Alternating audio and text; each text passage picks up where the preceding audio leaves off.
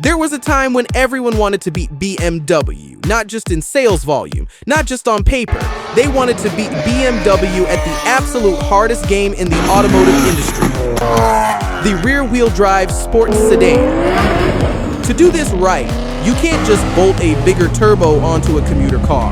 You need a fundamentally balanced chassis, you need longitudinal engine placement, you need aggressive suspension geometry that doesn't punish you on the highway but wakes up the second you look at an apex.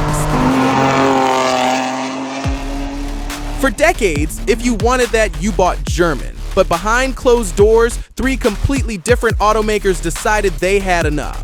They poured hundreds of millions of dollars into R&D. They poached the greatest engineering minds from Europe. They developed bespoke twin-turbo V6 architectures and world-class chassis platforms.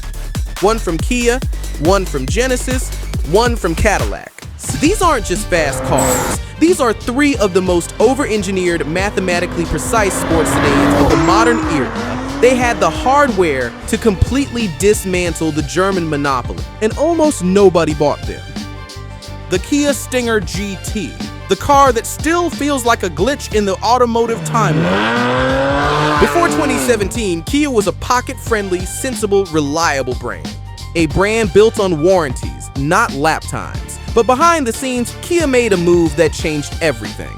They hired Albert Biermann, the former vice president of engineering at BMW M, the man who tuned the E46 M3.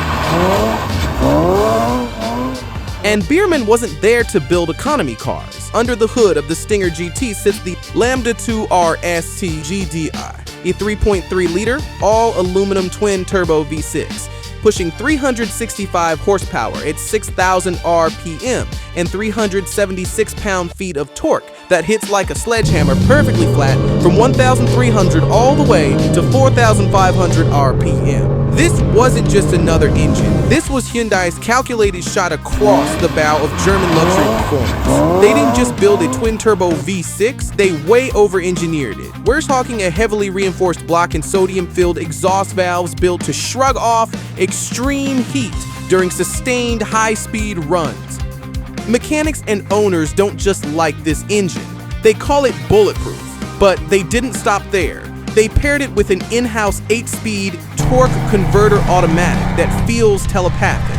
The secret, a centrifugal pendulum absorber in the torque converter that practically eliminates drivetrain vibrations. The result? Butter-smooth cruising, relentless power, and an engineering flex that proved Korea could build a performance powerhouse capable of taking on the best in the world. But power means nothing without control. Biermann's team gave the Stinger a McPherson dual-pivot front suspension and a 5-link independent rear. They stretched the wheelbase to 114.4 inches, giving it the footprint of a true Grand Tourer. If you bought the rear-wheel drive model, they gave you a mechanical limited slip differential. If you bought the all-wheel drive version, you got a rear-biased setup utilizing dynamic torque vectoring control. Kia subjected this chassis to over 6,000 miles of extreme testing at the Nürburgring. It clocked 0 to 60 in 4.7 seconds. It had a top speed of 167 miles per hour. It was a legitimate, continent-crushing Grand Tourer that drove with German precision. So why did it fail? Because of the badge. People could not compute spending premium money on a Kia, no matter how flawless the engineering was. The Stinger didn't fail dynamically. It failed because the market wasn't ready to drop their brand ego.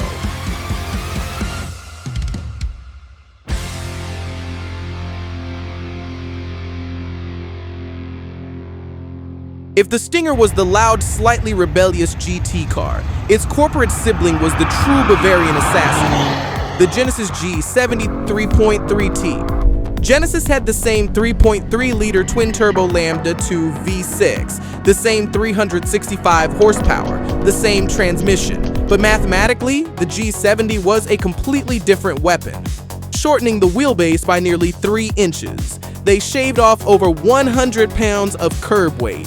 Where the Stinger was designed to sweep across highways at 130 miles an hour, the G70 was designed to hunt the BMW on a canyon road. The suspension tuning here was entirely bespoke. Genesis utilized variable gear ratio steering, giving it a hyper-alert turn-in response that the Stinger intentionally muted. When equipped with the Sport Prestige package, it featured an electronically controlled suspension that could stiffen the dampers in milliseconds based on lateral G-forces. It was tighter, sharper, and more aggressive. And inside, it was a masterclass in premium restraint. No cheap plastics, real aluminum. Lexicon audio. A driving position perfectly aligned with the pedals and steering column. A geometry trick many manufacturers still get wrong. In every measurable metric, the G70 matched or beat the German establishment. Motor Trend literally gave it Car of the Year. But once again, perception. In the luxury sports sedan segment, you aren't just buying a spec sheet, you are buying heritage. You are buying the ability to toss a key fob on a desk and have people instantly recognize your status. Genesis had the hardware, but they didn't have a 40-year backlog of motorsport dominance to back up the badge.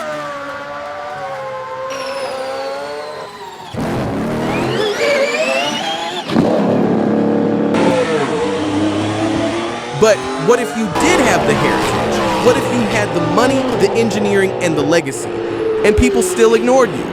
Welcome to Cadillac. Today, the CT5V exists in a strange middle ground. It rocks a 3-liter twin-turbo V6 with 360 horsepower, riding on Cadillac's legendary Alpha architecture. It is an incredibly balanced rear-drive athlete. But to understand the real tragedy here, we have to look backward. We have to look at the warning shot Cadillac fired in 2016. The ATS-V. Cadillac looked at the BMW M3, laughed, and built a monster. Under the hood was the LF4, a 3.6-liter twin-turbo V6. But this wasn't just a regular V6 with boost. GM engineers went psychotic on the internals.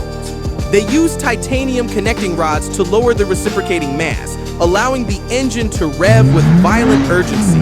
They used low-inertia titanium aluminide turbines inside the turbochargers, which spooled up incredibly fast to eliminate turbo lag. The result? 464 horsepower and 445 pound-feet of torque, 0 to 60 in 3.8 seconds, a top speed of 189 miles an hour.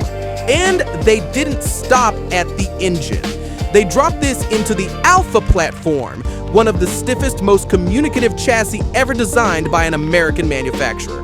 They bolted on massive 6-piston front Brembo brakes, and most importantly, they utilized magnetic ride control. Instead of traditional fluid, the shock absorbers were filled with a magnetorheological fluid. An onboard computer read the road 1,000 times a second and applied an electromagnetic charge to instantly change the viscosity of the fluid. The suspension could go from Cadillac smooth to track stiff in the blink of an eye. Oh, and they offered it with the Tremec TR 6060 6-speed manual transmission, complete with no-lift shift programming. Dynamically, the ATS-V obliterated the F80 generation BMW M3. It steered better, it handled better, but it had the wrong badge. Buyers couldn't reconcile the Cadillac crest, the brand of their grandparents, with a razor-sharp track weapon. The interior wasn't as polished as Audi, the gauge cluster was a bit dated, and that was all the excuse badge snobs needed to look away. So, what is the legacy of these cars? The Kia Stinger, the Genesis G70, and the Cadillac Figue series didn't lack power. They didn't lack chassis rigidity. They didn't lack tuning. They lacked permission. Permission from the market to be taken seriously. They are proof that we, as car enthusiasts, are sometimes our own worst enemies. We beg manufacturers to build rear-wheel drive, turbocharged, perfectly balanced driver's cars. But when outsiders actually spend the money to build them, we ignore them because they aren't German or JDM.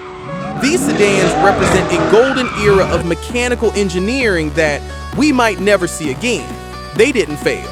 We failed them. But for the few who know what these cars are actually hiding under the sheet metal, they remain the greatest secrets on the road. Drop a like, Hit subscribe if this video helped you. Thanks for watching Gear Nerd. I'll see you in the next one.